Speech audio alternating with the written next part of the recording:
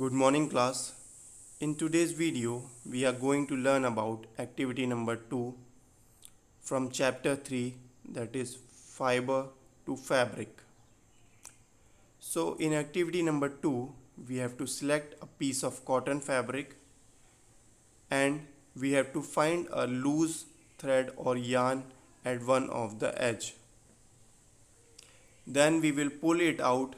If no loose yarns are visible, we can gently pull one out with a pin or a needle.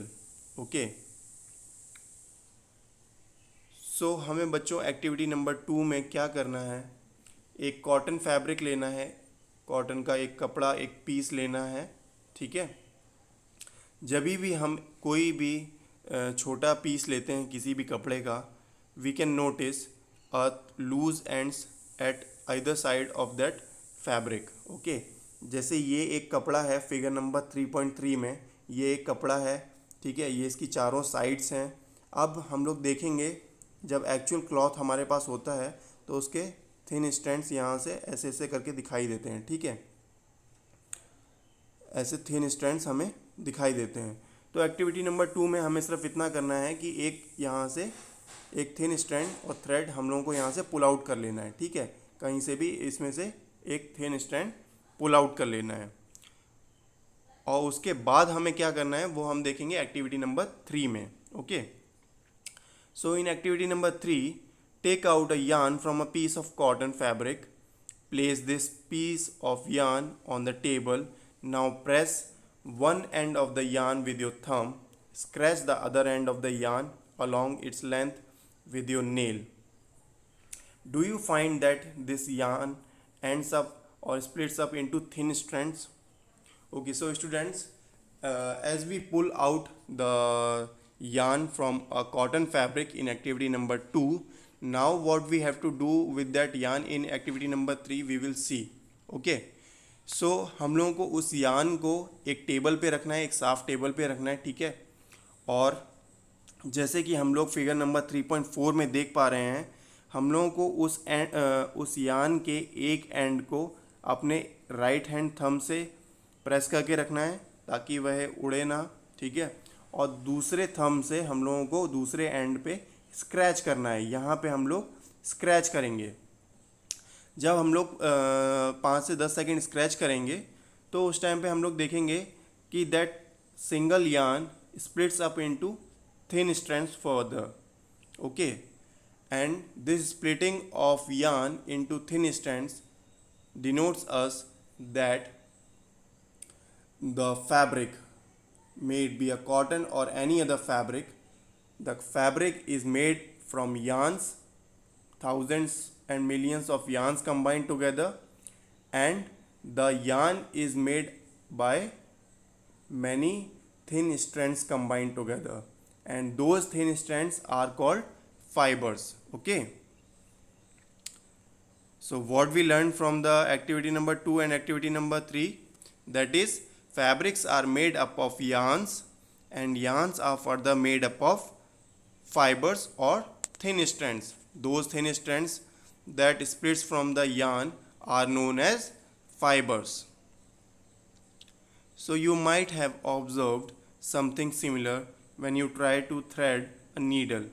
Many a time the end of the thread is separated into a few thin strands.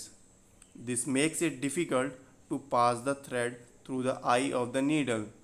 The thin strands of thread that we see are made up of still thinner strands called fiber. बच्चों आपने observe किया होगा कभी भी जब आपके mother कुछ भी सिलाई बुनाई का कुछ भी काम करते हैं तो वो आपको बोलते हैं कि बच्चा ये नीडल में आप थ्रेड डाल सकते हैं. तो फिर हम आप लोग ट्राई करते हैं, काफ़ी बार चला जाता है, काफ़ी बार नहीं जाता है. जब वो नहीं जाता है तो उस टाइम पे we can observe that the yarn that we are trying to put in the eye of the needle has many thin strands coming out from that end. Okay. And those strands are stopping that end of the thread from entering into the eye of the needle. Okay. So that is the reason why that end of the thread can not be put into the I of the needle. Okay, तो उसकी वजह से जो thin strands उसमें से धागे में से निकले होते हैं, उसकी वजह से वो धागा नीडल में नहीं जा पाता है, और वो थिन स्ट्रैंड्स जो होते हैं वही फाइबर कहलाते हैं। Okay, so fabrics are made up of yarns and yarns are further made up of thin strands which are called fibers. Okay, now the question is, where do these fibers come from? The fibers of some fabric such as cotton, jute, silk and wool are obtained from plants and animals.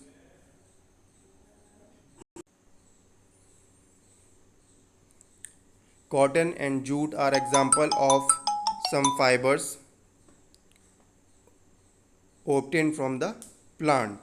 Okay, wool and silk are obtained from animals. Wool is obtained from the fleece of sheep or goat. It is also obtained from the hair of rabbits, yak and camels. Silk fiber is drawn from the cocoon of silkworm. Okay, so students, in the previous video we classified the fibers into two different categories, that is natural fiber and synthetic fiber. Okay, so natural fiber is the fiber that is obtained from plants or animals. Okay, likewise cotton is obtained from a plant, so it is called a natural fiber, and jute and wool is obtained from jute is obtained from plants. Okay, and wool is obtained from sheeps, yaks or goats. Okay, so sheep is obtained so the wool is obtained from the animal, so it is called a animal fiber, and animal fiber is also natural fiber. Okay, because these are the things which are present in nature, so that's why they are occurring from nature, and so we call it as a natural fiber. Okay, on the other hand, if we talk about synthetic fibers, so synthetic fibers are the man-made fibers which are made from chemical processes. Okay, and the silk is obtained from the cocoon of silkworm. Okay, so it is also called as a natural fiber. For thousands of years, natural fibers were the only ones available for making fabrics. In the last 100 years or so, fibers are also made from chemical processes or chemical substances which are not obtained from plant or animal sources. These are called synthetic fibers. Some example of synthetic fibers are polyester, nylon and acrylic. Okay, so students, these are the examples of synthetic fibers. What are natural fibers? Silk, cotton, jute, flax are the natural fibers that are either obtained from plant or either obtained from animal. On the other hand, polyester, nylon and acrylic or rayon are the example of synthetic fibers which are made from chemical substances by human beings. Okay, so these are called synthetic fibers because they are made from chemical substances by humans. Okay, so I hope you understood today's video very well. If you have any doubt, you can clear in the Google Meet session. Thank you.